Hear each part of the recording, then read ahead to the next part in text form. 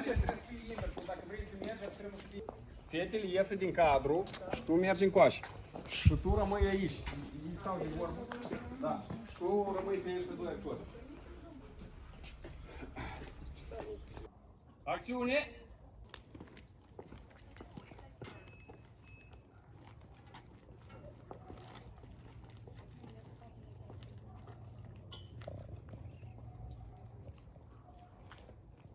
Уже зайдем во двор, dacă dubla asta a fost. Dacă nu, așa și să umblem pantaloni goți.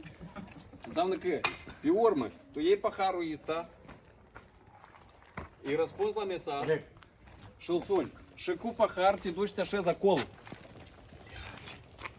Nu mai întreabă ajei udă cu aia. Vorbind, ascult, cu pahar vorbind la telefon, tu ești enervat, te duci și mergi, vorbești. Vlada să-ți dai replici, mergi, vorbești. Te așezi. Acțiune!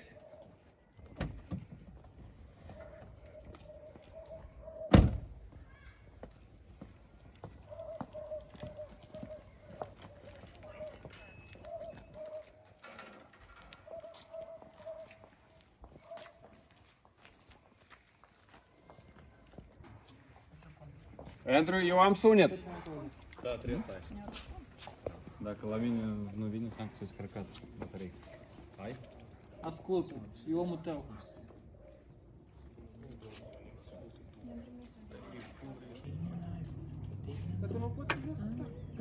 Nu întreb dialog, nu întreb pași. A, da, eu am dreptate.